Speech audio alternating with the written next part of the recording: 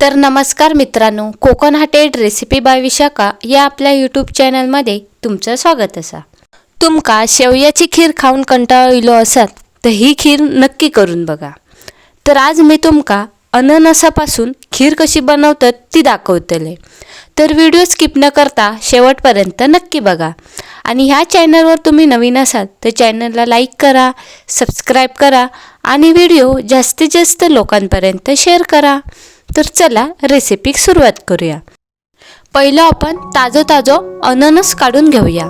हे बघा, ही आहेत अननसाची झाडा। या अननस झाडाचे पाती आहेत ना, ते का काटे असतात, तर अननस काढताना जरा हळू काढायचे। जेव्हा अननस झाडावर पिवळं दिसा तेव्हाच अननस काढायचं, म्हणजे आपलं अननस चांगलं गोड पण लागतं आणि चांगलं पिकलेलं पण असतं। त्यामुळे जेव्हा झाडावर पिवळं अननस दिसत तेव्हाच काढायचं।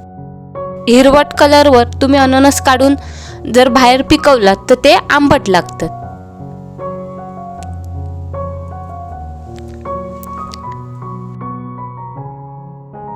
तर हे बघा, हे पिवळं झालं अननस। हे बघा, आता हे अननस मी ताजं काढून घेते।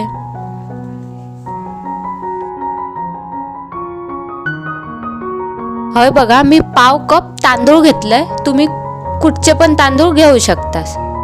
हे मी हे तांदूळ जरा मिक्सरला लावून घेतले रव्यासारखे। हे बघा, चुलीत चांगली आग झाल्या। आता त्याच्यात मी एक पातेला ठेवते, त्याच्यात मी 2 चमचे तूप टाकून घेते।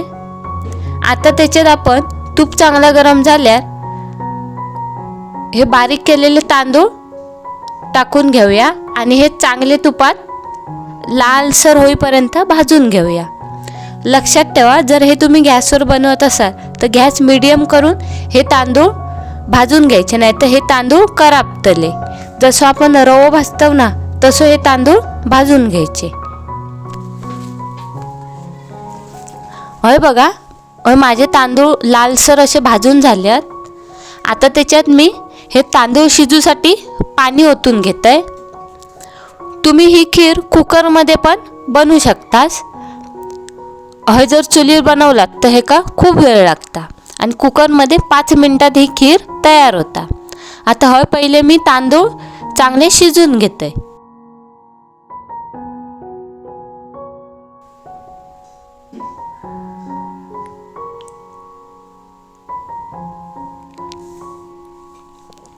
आता हे बघा, तांदूळ चांगले शिजलेत। आता ह्याच्यात मी 1 कप दूध ओतून घेते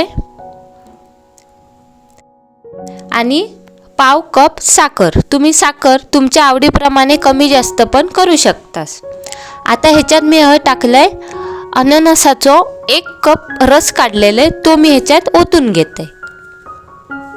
आता हे चांगलं आपण मिक्स करून घ्यायचा।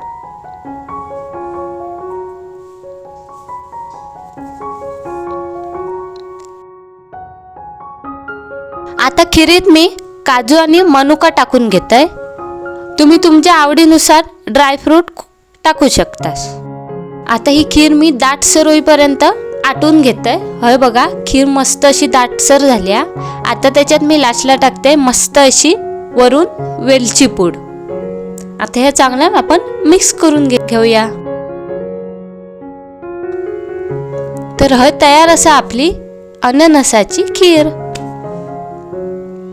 तर ही खीर तुमका कशी वाटली तर कमेंट करून नक्की सांगा आणि अशी खीर तुम्ही एकदा तरी नक्की करून बघा, खूपच सुंदर लागतं। ही बघा किती दाटसर अशी झाली आहे बघा।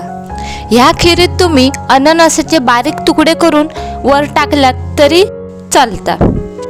अशी अननसाची खीर लहान मुलं आवडीन खातात। जर तुम्ही अशी अननसाची खीर बनवलात तर कमेंट करून सांगू विसरू नका।